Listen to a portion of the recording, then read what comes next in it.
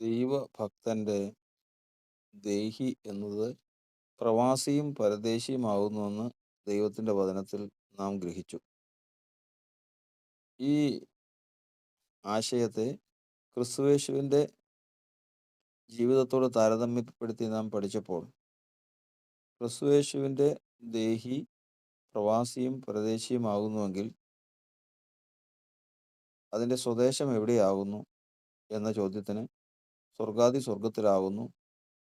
അവിടെ ഇരിക്കുന്ന രൂപമെന്ന് പറയുന്നത് അഗ്നിജ്വാലയ്ക്കത്തുള്ള കണ്ണും വെള്ളോടും സദൃശമായ കാലും തുടങ്ങിയ ദൈവരൂപം ആയ ദൈവപുത്രനാകുന്നുവെന്നും നാം ദൈവത്തിൻ്റെ വചനത്തിൽ നിന്ന് കണ്ടു. അങ്ങനെയെങ്കിൽ സ്വർഗത്തിൽ ദൈവസിംഹാസനത്തിലിരിക്കുന്ന ആ ദൈവപുത്രനും ഭൂമിയിൽ വന്ന യേശു എന്ന മനുഷ്യൻ്റെ ദേഹിയുമായിട്ട് എന്താണ് ബന്ധം? അത് തമ്മിൽ എങ്ങനെയാണ് ബന്ധിക്കുന്നത്? അതിനുള്ള ഉത്തരം മാലാഖി പ്രവചനത്തിൽ 2-ാം അധ്യായത്തിൻ്റെ 10-ാം വാക്യത്തിൽ, ഒരു ദൈവമല്ലോ നമ്മയൊക്കെയും സൃഷ്ടിച്ചത്, നമുക്കെല്ലാവർക്കും ഒരു പിതാവല്ലോ ഉള്ളത്. ദൈവം മനുഷ്യനെ സൃഷ്ടിച്ചതാണ്. എങ്ങനെ സൃഷ്ടിച്ചു? അങ്ങനെയെങ്കിൽ മറ്റ് പക്ഷി മൃഗ ഇഴജാതികളെ ദൈവം സൃഷ്ടിച്ചതല്ലേ? അതിനുള്ള ഉത്തരമെന്ന് പറയുന്നത്, ദൈവം 6 ദിവസത്തെ സൃഷ്ടിയിൽ ഈ പക്ഷികളെയും മൃഗങ്ങളെയും ഇഴജാതികളെയെല്ലാം സൃഷ്ടിച്ചു. എല്ലാ വിത്തുള്ള സസ്യങ്ങളും എല്ലാം ദൈവം അതിൽ നിന്ന് ആ ദിവസങ്ങളിൽ സൃഷ്ടിച്ചതിന് ശേഷം അതിനെയെല്ലാം അനുഗ്രഹിച്ച് ഭൂമിയിൽ പെരുകുവാൻ ദൈവം കൽപ്പിച്ചു. അതായത് ഒരു മൃഗം അന്ന് 5-ാമത്തെ ദിവസം സൃഷ്ടിച്ച ഒരു മൃഗത്തെ വീണ്ടും 7-ാമത്തെ ദിവസം സ്വസ്ഥത കഴിഞ്ഞ് വീണ്ടും സൃഷ്ടിക്കേണ്ട കാര്യമില്ല. അതിൽ നിന്ന് സന്തതി പരമ്പര, അതിൽ നിന്ന് വർഗ വ്യാപനം ഈ ലോകത്തിൽ മുഴുവനും നടന്നുകൊണ്ടിരിക്കും. സസ്യങ്ങൾ നിറഞ്ഞുകൊണ്ടിരിക്കും, മൃഗങ്ങൾ പെരുകിക്കൊണ്ടിരിക്കും, പക്ഷികൾ പെരുകിക്കൊണ്ടിരിക്കും, ഇഴജാതികൾ പെരുകിക്കൊണ്ടിരിക്കും. ഇങ്ങനെ ആദ്യത്തെ വിത്ത് അല്ലെങ്കിൽ ആദ്യത്തെ ഭാഗത്തു നിന്ന് ദൈവാനുഗ്രഹത്തോടുകൂടി ഇത് ഭൂമി മുഴുവനും നിറഞ്ഞുകൊണ്ടിരിക്കും. എന്നാൽ മനുഷ്യനെ അങ്ങനെയല്ല പറഞ്ഞിരിക്കുന്നത്. ദൈവം എത്ര കോടി മനുഷ്യർ ഈ ലോകത്തിലുണ്ടെങ്കിലും അവരെയൊക്കെയും സൃഷ്ടിക്കുന്നതാണ്. ആരെയും ദൈവം സൃഷ്ടിക്കാത്ത ഒരാളും ഈ ഭൂമിയിൽ മനുഷ്യനായിട്ടില്ല. അപ്പം മറ്റു ജീവജാലങ്ങളെ സൃഷ്ടിക്കേണ്ട കാര്യമില്ല, മനുഷ്യനെയാണ് സൃഷ്ടിക്കേണ്ട ആവശ്യമുള്ളത്. എങ്ങനെയാണ് മനുഷ്യന്റെ സൃഷ്ടി നടത്തുന്നത്? ദൈവത്തിന്റെ വചനത്തിൽ അതിനെക്കുറിച്ച് പറയുന്നത് പ്രകാരമാണ്, അവർ കൂടി വന്നപ്പോൾ ദൈവം അവൾക്ക് ഗർഭം നൽകി. എന്നാൽ മനുഷ്യന്റെ സൃഷ്ടിയെക്കുറിച്ച് യെശയ്യാപ്രവചനം 57-ാം അധ്യായത്തിൻ്റെ 16-ാം വാക്യത്തിൽ പ്രകാരം എഴുതിയിരിക്കുന്നു, ഞാൻ എന്നേക്കും വാദിക്കുകയില്ല, എല്ലായ്പ്പോഴും കോപിക്കുകയുമില്ല. അല്ലെങ്കിൽ അവരുടെ ആത്മാവും ഞാൻ സൃഷ്ടിച്ചിട്ടുള്ള ദേഹികളും എൻ്റെ മുമ്പിൽ നിന്ന് ക്ഷയിച്ചു പോകുമല്ലോ. അപ്പോൾ ഇവിടെ നിന്ന് മനുഷ്യന് ദേഹം, ദേഹി, ആത്മാവ് എന്ന് പറയുന്ന 3 ഘടകങ്ങൾ ഉണ്ട്. അതിൽ ജീവാത്മാവും ദേഹവും മനുഷ്യർക്കുള്ളതുപോലെ തന്നെ മറ്റു മൃഗങ്ങൾക്കും ഉള്ളതാണ്. അത് സന്തതി പരമ്പരയായിട്ട് യാന്ത്രികമായിട്ട് വർദ്ധിച്ചുകൊണ്ടിരിക്കും. എന്നാൽ മനുഷ്യൻ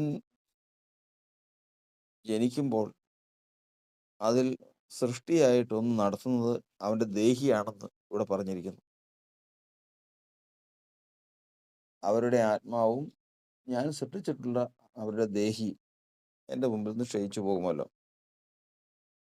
അപ്പോൾ ഈ ദേഹി എന്ന് പറയുന്നത് ദൈവത്തിൻ്റെ സൃഷ്ടിയാണ്. അടുത്തതാണ്, ഇവിടെ നിന്ന് വേണം ഈ വാക്യത്തിൽ നിന്നും, മാലാഖി പ്രവചനം 2-ാം അധ്യായത്തിൻ്റെ 10-ാം വാക്യത്തിൽ നിന്നും വേണം ഇനി നമുക്ക് ഇതിൻ്റെ ആശയം കണ്ടെത്തി നമുക്ക് നമ്മൾ വിശ്വസിക്കുന്ന വിശ്വാസത്തെ ഉറപ്പിക്കാൻ. ഇനി ഈ ദേഹിയുടെ പ്രവർത്തനത്തെക്കുറിച്ച് നമുക്ക് ചിന്തിക്കാം. ഈ ദേഹിയിൽ നിന്നാണ് ഇച്ഛ പുറപ്പെടുന്നത്. അതുപോലെ ഈ ദേഹി ഒരു കണ്ണാടി എന്നുള്ള നിലയിലാണ് മനുഷ്യൻ്റെ ഉള്ളിൽ ആയിരിക്കുന്നതെന്നും നാം ഗ്രഹിപ്പാൻ ഇടയായിത്തീർന്നു. ഇതിൽ ദൈവം മുൻകണ്ടിട്ടുള്ള ദേഹികളും അല്ലാത്ത ദേഹികളുമുണ്ട്. ദൈവം മുൻകണ്ടിട്ടുള്ള ദേഹികളുടെ പ്രത്യേകത എന്ന് പറയുന്നത്, അവർ ദൈവത്തിൻ്റെ വചനം കേൾക്കുമ്പോൾ അത് വിശ്വാസമായി അവരിൽ പരിണമിപ്പാൻ ഇടയായിത്തീരും. അതുകൊണ്ട് മുൻ നിയമിക്കപ്പെട്ടവർ വിശ്വസിച്ചു എന്ന്, നിത്യജീവനായി നിയമിക്കപ്പെട്ടവർ വിശ്വസിച്ചു എന്ന് കർത്താവിൻ്റെ വചനത്തിൽ എഴുതിയിരിക്കുന്നു. അപ്പോൾ ദൈവത്തിൻ്റെ വചനപ്രകാരം നിത്യജീവനായി നിയമിക്കപ്പെട്ട ദേഹികളുണ്ട്, അല്ലാത്ത ദേഹികളുമുണ്ട്. നിത്യജീവനായിട്ട് ദൈവം എന്ന് നിയമിച്ചു, ആരെ നിയമിച്ചു എന്നുള്ള ചോദ്യത്തിന്, അവൻ ലോകസ്ഥാപനത്തിന് മുമ്പേ മുന്നറിയപ്പെട്ടവനാണ് എന്ന് ക്രിസ്തുയേശുവിനെ കുറിച്ച് എഴുതിയിരിക്കുന്നു. അതായത് ഈ ലോകം സൃഷ്ടിക്കുന്നതിന് മുൻപേ തന്നെ ഈ ലോകത്തിൽ ജനിക്കാനുള്ള മനുഷ്യരെക്കുറിച്ച് ദൈവം ഒരു തീരുമാനവും അതിൽ നിന്ന് ഒരു തിരഞ്ഞെടുപ്പും നടത്തിയെന്ന് വചനത്തിൽ നമ്മൾ പഠിക്കുന്നു. അതുകൊണ്ട് ഈ സകല ലോകവും സൃഷ്ടിക്കുന്നതിന് മുൻപേ ഉള്ള ദൈവത്തിൻ്റെ തീരുമാനവും തിരഞ്ഞെടുപ്പും എന്താണെന്ന് നമ്മൾ എഫേസ്യ ലേഖനം 1-ാം അധ്യായത്തിൻ്റെ 4-ാം വാക്യം മുതലുള്ള വചനപ്രകാരം ചിന്തിച്ചിരിക്കണം. ലോകത്തെക്കുറിച്ച് കർത്താവ് ചിന്തിച്ച് തീരുമാനിക്കുന്ന സമയത്ത് ഈ പ്രപഞ്ചത്തിൽ മനുഷ്യവർഗം അല്ലെങ്കിൽ മനുഷ്യ ജീവിതം എന്നൊന്നും ഉണ്ടായിരുന്നില്ല. ദൈവം മനുഷ്യ ജീവിതത്തെ സൃഷ്ടിക്കുവാൻ വേണ്ടിയിട്ടാണ് ലോകത്തെ സൃഷ്ടിച്ചത്. അതിന് മുന്നോടിയായിട്ട് ഈ ലോകത്തിൽ ദൈവം 6 ദിവസം കൊണ്ട് സൃഷ്ടി നടത്തിയാൽ, ഈ 6 ദിവസത്തെ സൃഷ്ടി മനുഷ്യന് വേണ്ടിയായിരിക്കണം. മനുഷ്യനെ സൃഷ്ടിക്കാൻ വേണ്ടിയിട്ടാണ് ഇതിനെ സൃഷ്ടിക്കുന്നത്. അതിൽ ആദ്യത്തെ മനുഷ്യൻ ദൈവസിംഹാസനത്തിലിരിക്കുന്ന അഗ്നിജ്വാലയ്ക്കത്തുള്ള കണ്ണുള്ള ദൈവപുത്രനായ ക്രിസ്തു മനുഷ്യജന്മം എടുത്തതായിരിക്കണം. അപ്പോൾ സകല മനുഷ്യരെക്കുറിച്ചുള്ള ചിന്തയ്ക്ക് മുമ്പ് ദൈവം ചിന്തിച്ചിട്ടുള്ള വ്യക്തിയാണ് യേശു എന്ന മനുഷ്യൻ. അന്ന് യേശു എന്ന മനുഷ്യനോ യേശുവിൻ്റെ ദേഹിയോ ഉണ്ടായിരുന്നില്ല. പിന്നെ ഉണ്ടായിരുന്നത് ദൈവപുത്രൻ മാത്രമാണ്. ദൈവപുത്രൻ മനുഷ്യജന്മം എടുക്കും.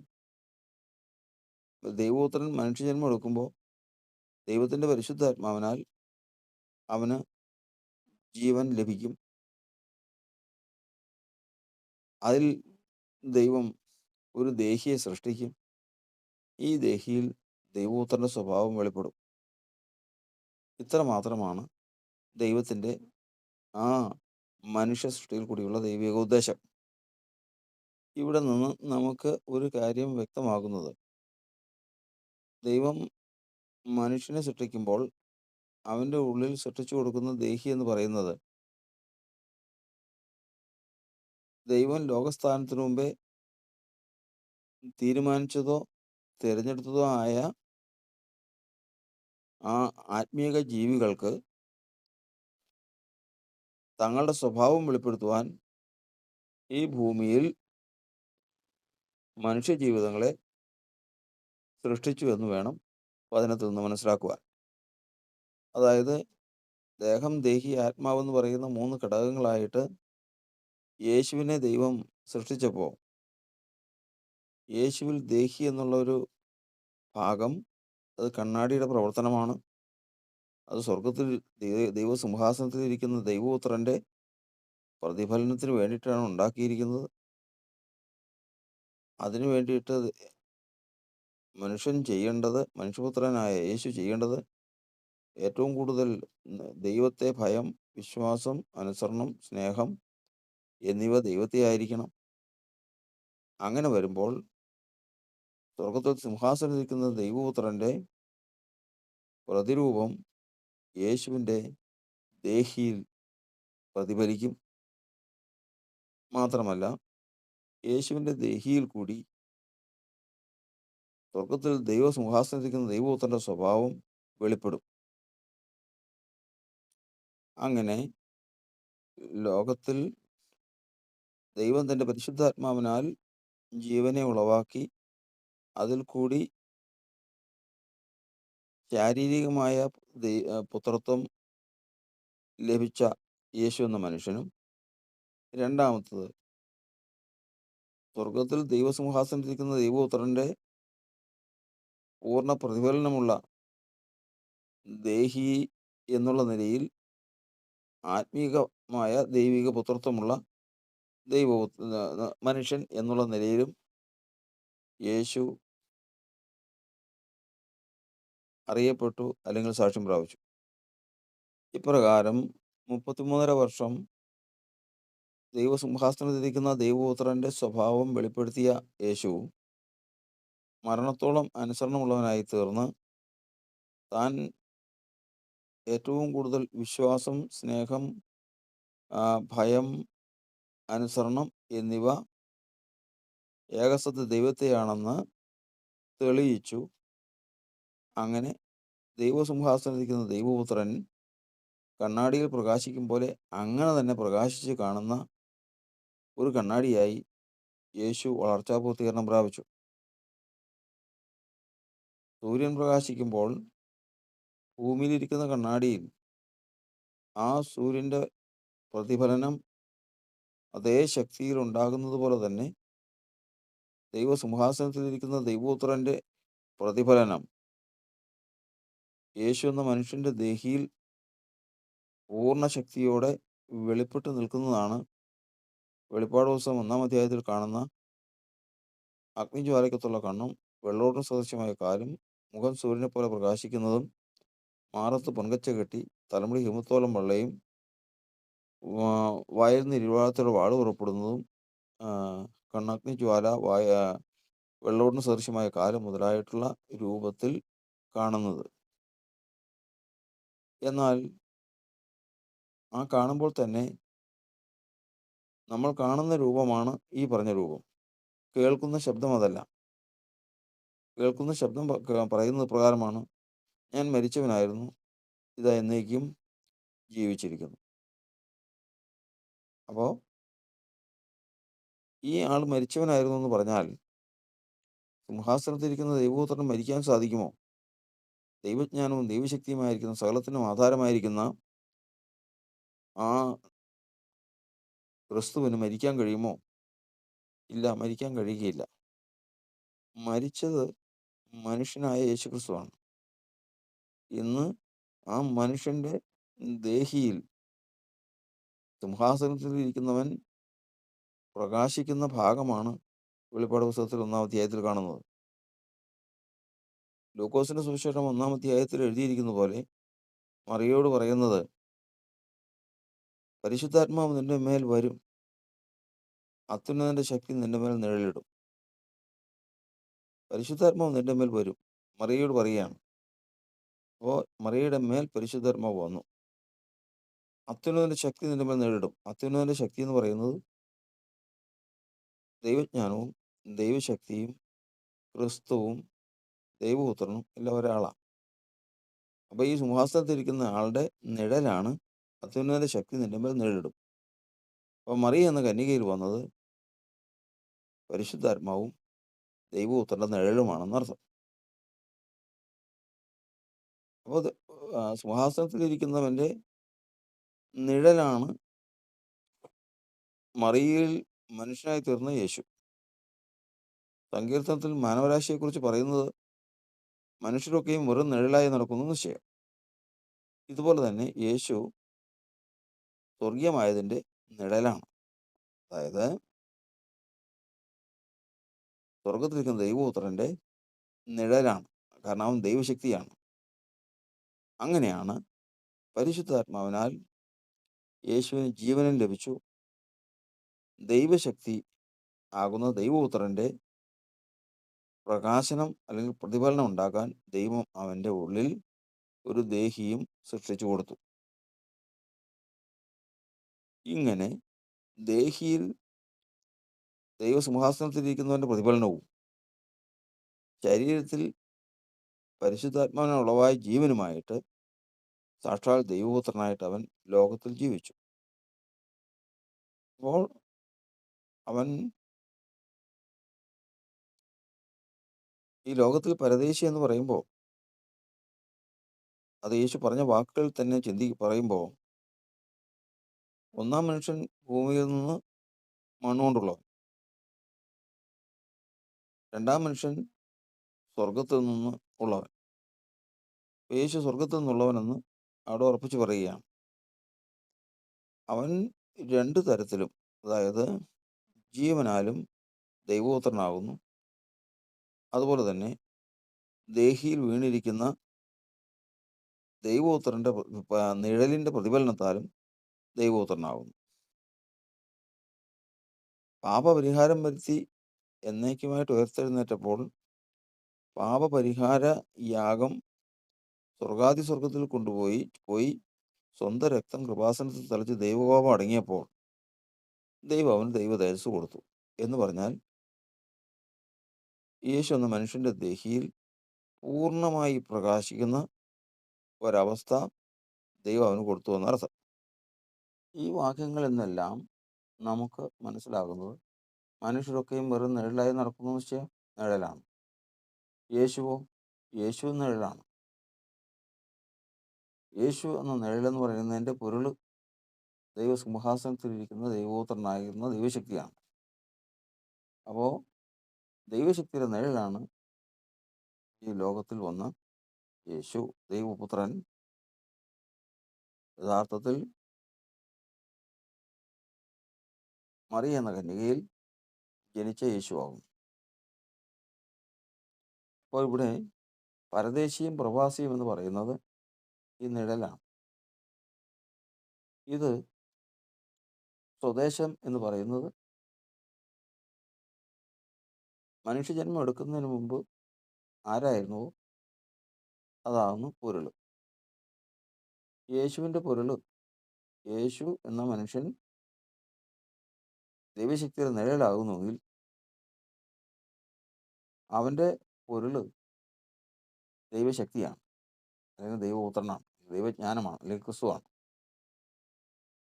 അപ്പോൾ പ്രവാസി എന്ന് പറയുന്നത് നിഴലാണെന്നർത്ഥം. നിഴൽ എന്ന് പറഞ്ഞു കഴിഞ്ഞാൽ നട്ടുച്ചയാകുമ്പോഴേക്കും പൊരുളിൽ ലയിക്കുന്നത് പോലെ സ്വർഗാരോഹണത്തിന് ശേഷം ലോകത്തിലെ ശുശ്രൂഷ തികച്ചാൽ, ദൈവം നിശ്ചയിച്ചിരിക്കുന്ന പ്രവൃത്തികളും ശുശ്രൂഷകളും എല്ലാം തികച്ച് തേജസ്കരിക്കപ്പെട്ടാൽ അവൻ പൊരുളിൽ ലയിക്കും. അങ്ങനെ പൊരുളിൽ ലയിച്ചു നിൽക്കുന്ന അവസ്ഥയാണ് നമ്മൾ വെളിപ്പാട് ദിവസം 1-ാം അധ്യായത്തിൽ കാണുന്നത്. യേശുക്രിസ്തു മരിച്ച് അടക്കപ്പെട്ട് ഉയർത്തെഴുന്നേറ്റ് തിരിച്ചു വന്നതിന് ശേഷം ഈ പൊരുളും നിഴലും തമ്മിൽ രണ്ടായിട്ട് പ്രത്യക്ഷപ്പെടാനുള്ള അവസരമുണ്ട്. എങ്ങനെ? യേശു മരിച്ചടക്കപ്പെട്ട് ഉയർത്തെഴുന്നേറ്റ് സ്വർഗാരോഹണത്തിനും ചെയ്തതിന് ശേഷം ലോകത്തിൽ വന്ന് അന്ന് മറിയയോട് പറഞ്ഞു, മറിയെ, നീ എന്നെ തുടരുത്, ഞാൻ പിതാവിൻ്റെ അടുക്കൽ ഇതുവരെ കയറി പോയിട്ടില്ല. എന്നാൽ പോയതിനു ശേഷം വീണ്ടും യേശു ഭൂമിയിലേക്ക് വന്നു. നിങ്ങൾ എന്നെ തൊട്ട് അറിവീൻ എന്ന് ശിഷ്യന്മാരോടും പറഞ്ഞു, വിശേഷാൽ തോമാസ് ലീഹയോടും പറഞ്ഞു. ഇതിനുശേഷം അനേക നാളുകൾ ഈ ഭൂമിയിൽ ഉണ്ടായിരുന്നു, അനേകർക്ക് പ്രത്യക്ഷമാവുകയും ചെയ്തു. ഇത് കഴിഞ്ഞതിന് ശേഷം അവൻ സ്വർഗാരോഹണം ചെയ്യാൻ സമയത്ത് പലരും അവനെ നോക്കി നിൽക്കുമ്പോൾ, ഗലീല പുരുഷന്മാരെ, നിങ്ങൾ ആകാശത്തിലേക്ക് നോക്കി നിൽക്കുന്നത് എന്താ? നിങ്ങളെ വിട്ട് സ്വർഗാരോഹണം ചെയ്ത ഈ യേശു പോയതുപോലെ തന്നെ വീണ്ടും വരും.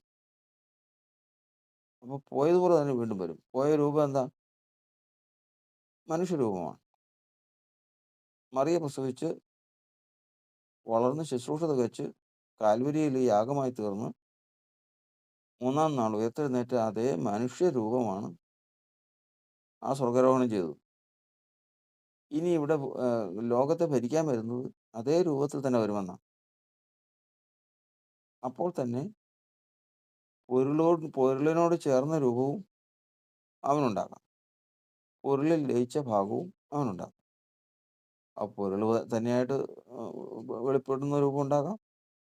നിഴലായിട്ട് വെളിപ്പെടുന്ന രൂപം ഉണ്ടാകാം. ഈ രൂപം നമുക്ക് വ്യക്തത തരുന്നത് വെളിപ്പാട് പുസ്തകം 4-ാം അധ്യായവും 5-ാം അധ്യായവും ആണ്. കാരണം സിംഹാസനത്തിൽ ഒരുവൻ ഇരിക്കുന്നു. അവൻ വിലയേറിയ കല്ലിൻ്റെ ശോഭയായിരുന്നു എന്ന് അതിനകത്ത് എഴുതിയിരിക്കുന്നു. അവൻ്റെ വലങ്കയ്യിൽ ഒരു പുസ്തകം. ഈ പുസ്തകം തുറപ്പാൻ ആരുള്ളൂ എന്ന് ഒരു ചോദ്യമുണ്ടായി. പുസ്തകം തുറക്കാനായിട്ടും അവിടെ ആരെയും കണ്ടില്ല. അങ്ങനെ വന്നപ്പോൾ യോഹന്നാൻ അപ്പോസ്തലൻ കരഞ്ഞു. അപ്പോൾ ഒരു ദൂതൻ സമാധാനിപ്പിച്ചു. യഹൂദാ ഗോത്രത്തിലെ സിംഹം ആയിരിക്കുന്ന യേശു ഈ പുസ്തകം തുറപ്പാനും മുദ്ര പൊട്ടിപ്പാനും തക്കതായി പ്രാപ്തി പ്രാപിച്ച് ഇതാ ലോകത്തെ ജയിച്ചവനായി ഇതാ വന്നിട്ടുണ്ട് എന്ന് പറഞ്ഞു നോക്കിയപ്പോൾ സിംഹാസനത്തിലിരിക്കുന്നവൻ്റെ മുൻപാകെ ഒരു കുഞ്ഞാട് അറുക്കപ്പെട്ടതുപോലെ നിൽക്കുന്നത് കണ്ടു. കുഞ്ഞാട് അറുക്കപ്പെട്ട പോലെ നിൽക്കുന്നത് കണ്ടത് യേശുവാണെന്ന് സ്പഷ്ടമാണ്. സിംഹാസനത്തിൽ ഇരുന്നവനും വലങ്കയ്യിൽ പുസ്തകം പിടിച്ചവനും ദൈവപുത്രനാണെന്നും തുല്യമാണ്, നിശ്ചയമാണ്. അതായത് സിംഹാസനത്തിൽ ഇരിക്കുന്നവൻ ദൈവപുത്രനാണെങ്കിൽ ദൈവശക്തിയാണ്. സിംഹാസനത്തിന് മുമ്പിൽ നിൽക്കുന്ന മനുഷ്യനായ യേശുവാണ് നിൽക്കുന്നതെന്ന് സ്പഷ്ടമാണ്. അത് നിഴലുമാണ്. കാരണം അത്യുന്നതൻ്റെ ശക്തിയുടെ നിഴലാണ് മറിയയിൽ മനുഷ്യനായി തീർന്നത്. പരിശുദ്ധാത്മാവ് നിന്റെ മേൽ വരും, അത്യുന്നത ശക്തി നിന്റെ മേൽ നിഴലിടും. മറിയയിൽ പരിശുദ്ധാത്മാവ് കൊണ്ടുവന്ന ഈ സിംഹാസനത്തിൽ ഇരിക്കുന്ന ഈ അഗ്നിജ്വാലയ്ക്കത്തുള്ള കണ്ണുള്ളവൻ്റെ നിഴലാണ് ഈ മനുഷ്യനായി നിൽക്കുന്നവൻ. ഈ നിഴല് അറുക്കപ്പെട്ട കുഞ്ഞാടാകുന്നുവെന്ന് യോഹന്നാൻ സ്നാപകൻ യോഹന്നാൻ്റെ സുവിശേഷത്തിൽ സാക്ഷ്യം പറയുന്നുണ്ട്. ഇതാ ലോകത്തിൻ്റെ പാപത്തെ ചുമക്കുന്ന ദൈവത്തിൻ്റെ കുഞ്ഞാടെന്ന് യേശുവിനെ നോക്കി യോഹന്നാൻ സ്നാപകൻ സാക്ഷ്യം പറഞ്ഞിട്ടുണ്ട്.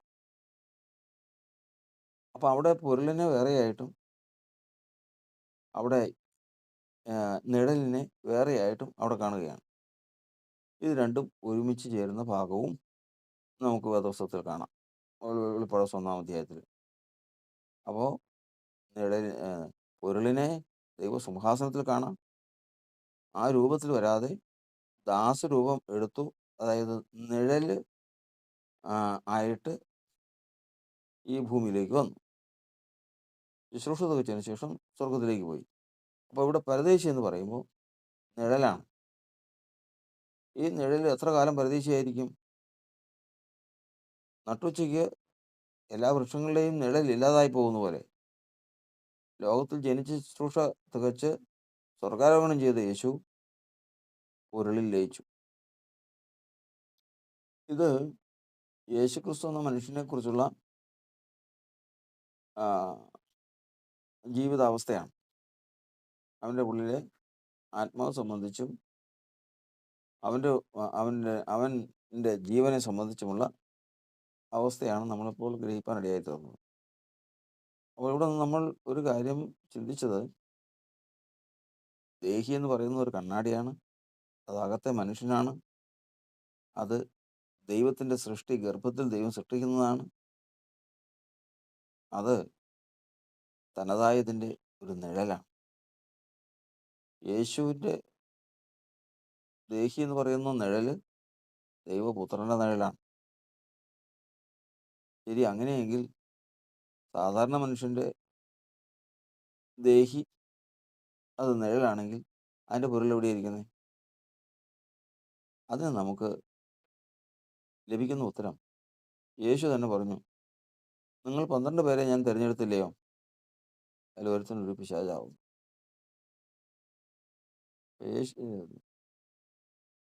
യൂദായുടെ ദേഹി നിഴലാണെങ്കിൽ അതിൻ്റെ പൊരുളെന്ന് പറയുന്നത് യേശുവിൻ്റെ ദേഹിയുടെ പൊരുൾ ദൈവപുത്രനായിരിക്കുന്നത് പോലെ യൂദായുടെ ദേഹിയുടെ പൊരുള് പിശാചാണ്. ശരി, അങ്ങനെയെങ്കിൽ പത്രോസിൻ്റെയും മറ്റ് സഭകളിലുള്ള മറ്റുള്ളവരുടെയും ദേഹിയുടെ പൊരുളോ? ആ പൊരുളിനെക്കുറിച്ച് നമുക്ക് വ്യക്തത ഇല്ലെങ്കിലും, കൃത്യമായിട്ടത് പറയുന്നില്ലെങ്കിലും, ഒരു കാര്യം നാം അറിയുന്നത്, എഫേസ്യ ലേഖനം 1-ാം അധ്യായത്തിന്റെ 4-ാം വാക്യത്തിൽ അവൻ ലോകസ്ഥാപനത്തിനു മുമ്പേ നമ്മെ ക്രിസ്തുവിൽ തിരഞ്ഞെടുത്തവരാണ്. ലോകസ്ഥാപനത്തിനു മുമ്പേ നമ്മൾ ആദ്യം പഠിച്ചത് ക്രിസ്തുവിനെ നിയമിച്ചു. ലോകത്തിലേക്ക് മനുഷ്യ ജന്മം എടുക്കാൻ ക്രിസ്തുവിനെ നിയമിച്ചു. അത് കഴിഞ്ഞതിന് ശേഷം ക്രിസ്തുവിനോട് കൂടെ മനുഷ്യജന്മം എടുക്കാനുള്ളവരെയും തിരഞ്ഞെടുത്തു. ആ തിരഞ്ഞെടുക്കപ്പെട്ടത് എന്താണോ അതാണ് ഈ ലോകത്തിലുള്ള ദൈവത്തിൻ്റെ സഭയിൽ ചേർന്ന് വരുന്നവരുടെയും ദൈവഭക്തന്മാരുടെയും നിഴൽ. അങ്ങനെ വരുമ്പോൾ ഈ ലോകത്തിലേക്ക് ജനിച്ചു വരുന്നതിന് മുമ്പേ എല്ലാ മനുഷ്യർക്കും അവരവരുടേതായ ഒരു ചരിത്രമുണ്ട്. യൂദായ്ക്കൊരു ചരിത്രമുണ്ട്. അത് ദൈവത്തിൻ്റെ എതിരാളിയായ പിശാചും അവൻ്റെ കൂട്ടരോടും അനുബന്ധിച്ചുള്ള ആ ചരിത്രമാണ്. യേശുവിൻ്റെ ലോകത്തിൽ വരുന്നതിന് മുമ്പ് ദൈവപുത്രന് ഒരു ചരിത്രമുണ്ട്. അത് അതിനോട് ബന്ധപ്പെട്ടതാണ്. ദൈവമക്കളായ മറ്റുള്ളവർക്കുള്ള ഒരു ചരിത്രമുണ്ട്. അത് അവർ ജനിക്കുന്നതിന് മുമ്പേ ക്രിസ്തുവിൽ അവരെ തിരഞ്ഞെടുത്തതാണ്. ആ തിരഞ്ഞെടുക്കപ്പെട്ട നിലയിൽ അവർക്കൊരു ചരിത്രമുണ്ട്. മുൻകാല ചരിത്രം ഇല്ലാത്ത ഒരു മനുഷ്യനും ഭൂമിയിൽ ഇല്ല. ഒരു മനുഷ്യൻ പോലും നിഴലല്ലാതിരിക്കുന്ന ഒരു മനുഷ്യനുമില്ല. മനുഷ്യരൊക്കെയും വെറും നിഴലായി നടക്കുന്നു നിശ്ചയം.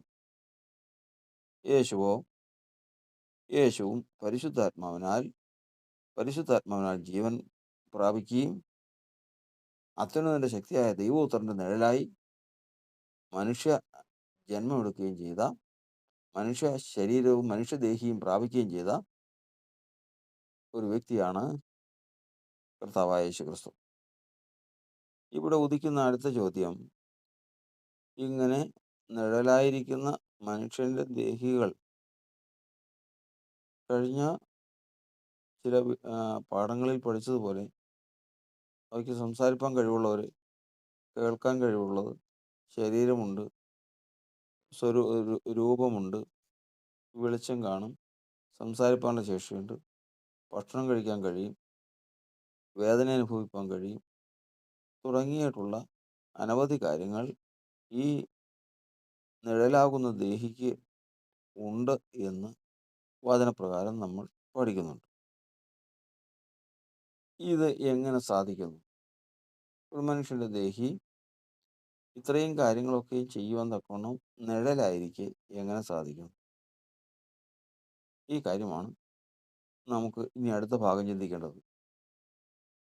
അതായത്, ദൈവം സൃഷ്ടിച്ച സമയം മുതൽ ഈ ദേഹിയുടെ വളർച്ചയും പ്രവർത്തനങ്ങളും മരണശേഷം ഈ ദേഹിയുടെ അവസ്ഥയും ഒരു ഭാഗവും കൂടി നമ്മൾ ചിന്തിക്കുമ്പോഴാണ് നമുക്കിതിൻ്റെ വ്യക്തത യഥാർത്ഥ രീതിയിൽ മനസ്സിലാവുകയുള്ളൂ.